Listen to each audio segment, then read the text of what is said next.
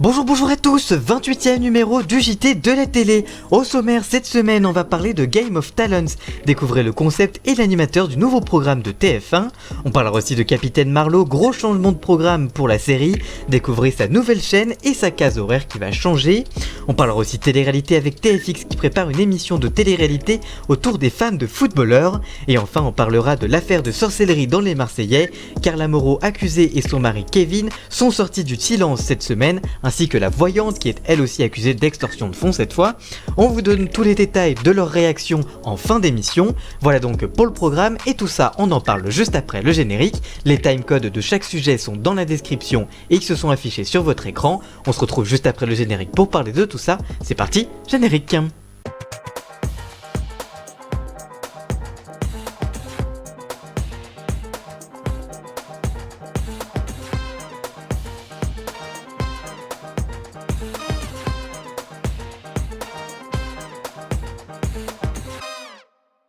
TF1 renouvelle son catalogue de divertissement avec son nouveau programme Game of Talents.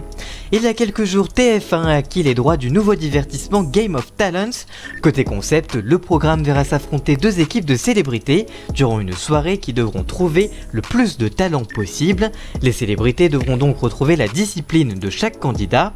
Pour les aider, comme dans Masked Singer, des indices seront cachés dans des magnétos. Chanteurs, acrobates, ventriloques ou encore maîtres en arts martiaux seront de la partie pour cette toute nouvelle émission. Si le concept pourrait faire penser un peu à la France, un incroyable talent sur M6, la somme du gagnant sera reversée à une association. Game of Talents est déjà un succès à travers le monde avec une adaptation aux États-Unis, en Suède, au Royaume-Uni ou encore aux Pays-Bas. Ainsi, pour la France, c'est donc TF1 qui développe sa propre version. Cette semaine, Téléstar a révélé que la chaîne avait choisi Jarry pour animer ce nouveau format. En plus de Masked Singer, en tant qu'enquêteur, TF1 avait déjà fait confiance à l'humoriste cet été pour la présentation de Good Singer, qui devrait d'ailleurs revenir. Il travaille aussi sur une fiction inspirée de sa vie, intitulée À tes côtés, avec Didier Bourdon, Marie-Anne Chazelle, Charlotte Gabri ou encore Terence Tale. En plus de ses projets pour TF1, il présente chaque semaine le Jarry Show sur YouTube. Après 6 ans de succès sur France 3, Capitaine Marlowe change de chaîne et de case horaire pour la suite de ses aventures. C'est une annonce qui a beaucoup fait parler les adeptes de Capitaine Marlowe avec Corinne Massiero, puisqu'ils devront changer de chaîne. En effet, il faudra désormais se rendre sur France 2 pour suivre la fiction française de José Dayan. Mais ce n'est pas tout, la série change aussi de jour de diffusion. La série était diffusée le samedi soir, et bien va être maintenant diffusée le vendredi soir. Ce mardi, Stéphane Stidon Gomez, patron des programmes de France Télévisions, invité de Pure Média, a expliqué les raisons de ce changement de chaîne et de jour de diffusion. Il indique, je cite, « Pour la case du vendredi soir sur France 2, elle est toujours dédiée au polar, mais nous avons commencé à recentrer sur du polar plus divertissant, autour de personnages plus forts que leurs enquêtes. Ce doit être un moment de légèreté et d'évasion pour le public. Au nom de cette cohérence, je vous informe donc que nous programmerons désormais Capitaine Marlowe le vendredi soir sur France 2. L'autre explication est évidemment financière. Il poursuit, je cite, « Si nous mettons l'un de nos programmes les plus forts un vendredi soir, c'est aussi que nous voulons renforcer notre offre du week-end, une période de la semaine où de plus en plus de familles se tournent vers les plateformes. Nous devons livrer bataille là où elle se déroule. Malgré tout, en débarquant le vendredi soir, Capitaine Marlowe devra faire face à une programmation différente et forcément plus compliquée, puisqu'il se retrouvera en face du très puissant Koh-Lanta de TF1. Pour France Télévisions, c'est donc un gros pari puisqu'elle retire à France 3 sa série la plus puissante en audience. En octobre 2020, les derniers épisodes inédits avaient rassemblé en prime time près de 7,1 millions de téléspectateurs, soit 29% de part d'audience. Et c'est à partir du vendredi 3 avril prochain que Capitaine Marlowe débarque sur France 2 en prime time pour de nouvelles enquêtes inédites. Après avoir développé un programme autour des enfants de la télé-réalité, TFX prépare une émission autour des femmes de footballeurs. C'est le Parisien et Pure Média qui révèle cette semaine que TFX a commandé une toute nouvelle émission de télé-réalité à la société de production de Arthur A Productions, qui développe déjà La Villa des Cœurs Brisés ou encore La Bataille des Couples sur la même chaîne. Pour l'instant, on a très peu d'informations autour du programme. Par exemple, le nom de l'émission n'a pas encore été dévoilé. Côté concept, cette nouvelle série docu-réalité permettra aux téléspectateurs de suivre le quotidien des compagnes de joueurs de football plus ou moins célèbres. Au casting justement, l'influenceuse Anne-Sophie Lauto, conjointe du défenseur de Dijon Wesley Lauto, ancienne figure du FC Lorient, l'épouse d'un ancien joueur de Toulouse Football Club et aussi dans les petits papiers de la production, tout comme la compagne d'une ancienne star du PSG. Enfin, la femme d'un actuel membre de l'équipe de France pourrait aussi intégrer le casting. Mais selon le journal, cette émission a déjà été présentée à NRJ12 depuis plusieurs années, sans succès à cause d'une affaire de droit du concept. C8 aurait également été intéressé par cette sauf que cette fois, c'est la société de production qui a bloqué. En effet, Cyril Hanouna aurait refusé de collaborer avec A Production et donc avec Arthur. C'est donc TFX qui hérite de cette émission. Pour la chaîne, cette émission vient s'ajouter au catalogue bien de choix qu'elle fait autour de ses programmes pour articuler ses grilles de fin d'après-midi. En ce moment, TFX diffuse quotidiennement Maman est célèbre, qui suit le quotidien de mamans de influenceuses ou de télé-réalité. Depuis son retour à l'antenne le 18 janvier dernier, le programme a attiré en moyenne et en audience vieille 146 000 téléspectateurs, soit 1,4% du public. À 19h, la chaîne propose également la Villa des Cœurs Brisés devant 349 000 téléspectateurs.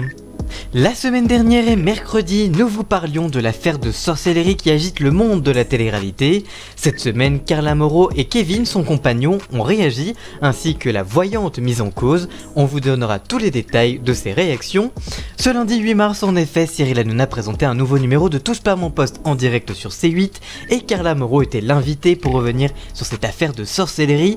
Se disant tout d'abord victime de cette voyante, la candidate de télé-réalité a ensuite dévoilé l'énorme somme qu'elle a dépensée. Je cite, j'ai dépensé 1,2 million d'euros sur 4 ou 5 ans. Le problème c'est que comme les paiements devenaient de plus en plus chers, elle me demandait 1000 euros, puis 6000 euros, puis 8000 euros. Ça ne s'arrêtait plus. Elle me laissait plus d'argent pour que je puisse vivre.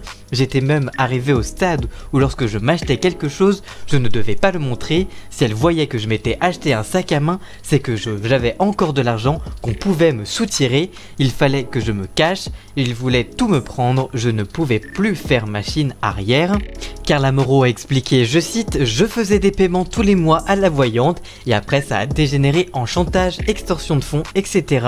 Et sans nier les enregistrements mis en ligne, elle a assuré que ces derniers avaient été faits sous la contrainte. La voyante lui aurait dit, je cite, qu'elle peut réaliser ce que je veux et que je dois formuler des choses qu'elle va me dicter.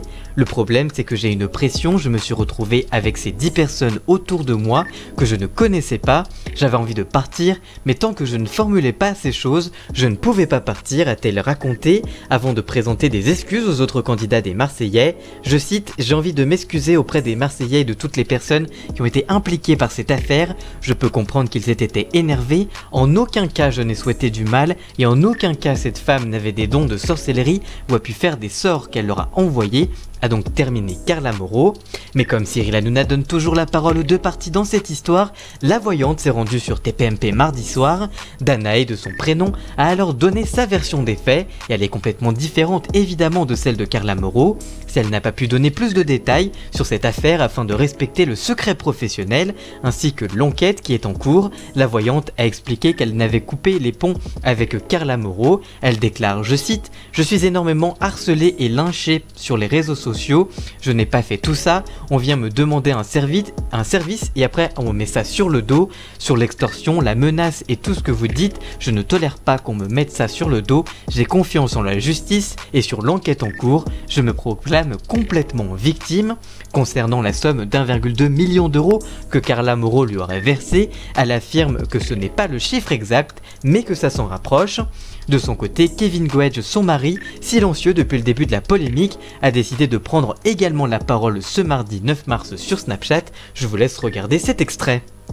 Par quoi commencer? Déjà ça fait 8 jours, 9 jours, 10 jours, je sais plus, quand on avait décidé de plus s'exprimer sur les réseaux sociaux. Je pense que c'était la meilleure chose à faire déjà, pour nous, pour notre famille, et parce que clairement c'est des histoires de fou. en vrai. Carla s'est exprimée hier, comme vous avez pu le voir sur le plateau de Touche pas mon poste. Déjà merci à Cyril Hanouna de nous avoir permis lui avoir permis de pouvoir s'exprimer, parce que c'est vrai qu'on entend des choses de fou toutes les 5 minutes. Il y a ça maintenant, il y a ça maintenant, il y a ça maintenant. C'est vrai que la seule qui aurait dû s'exprimer, c'est Carla. Moi, pour ma part, je ne vais pas vous mentir, quand j'ai appris tout ça, je me suis dit qu'est-ce que c'est cette histoire, c'est quoi ce truc de fou. On a décidé de mettre tout ça entre les mains de la justice, qui va gérer les choses de manière très très bien. Voilà, ils savent ce qu'ils font. Sur ça, on est très confiants. On a pris la décision surtout de partir un peu loin, de rester en famille, parce que je trouve que c'est ce qu'il y a de mieux à faire. C'est une histoire on le sait, c'est une histoire qui fait parler, qui fait beaucoup parler.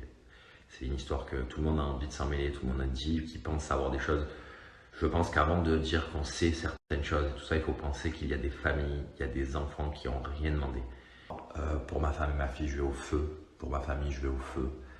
Ma femme, elle a été victime de ça pendant 4 ans. C'est-à-dire pour les personnes qui pensent, dire oui, mais peut-être, non. Quand tu vis une chose horrible comme ça pendant 4 ans, je pense que chercher des conséquences atténuantes ou des excuses, ça ne sert à rien, à part vouloir faire du clic ou du buzz. Voilà, avec Carla, donc comme je vous l'ai dit, on a décidé de partir un peu loin, parce que je pense que c'est la meilleure chose à faire. On va calmer les réseaux sociaux aussi pendant un certain temps. Je pense que le moment pour nous, c'est d'essayer de se reconstruire. Parce que quand tu vis un truc comme ça, moi j'ai perdu 10 kilos, donc quand tu vis un truc comme ça, clairement, la seule chose que tu as envie de faire, c'est de te reconstruire en famille. Parce que c'est bien beau, voilà, tout ça, les réseaux, les sites. Le but, c'est vraiment de se reconstruire ensemble. Donc quand j'entends, oui, si ça, non, ensemble. Moi, ma femme, ma fille, c'est ma vie, c'est ma famille, c'est comme ça, et ça bougera jamais. Voilà donc pour les dernières révélations autour de l'affaire de sorcellerie dans les Marseillais. C'est donc un point qui se termine normalement dans cette affaire. Verra-t-on avec l'enquête qui arrivera. On vous donnera tous les détails dans l'émission si il y en a. Voilà, j'espère que ce nouveau JT de la télé vous aura plu. Si c'est le cas, n'hésitez pas à le liker, le commenter, le partager. Merci encore à Jason alias Ian Scott pour la musique d'ambiance et le générique. Tous les liens sont dans la description évidemment. Et nous on se retrouve très vite pour une toute nouvelle vidéo. A très bientôt, ciao!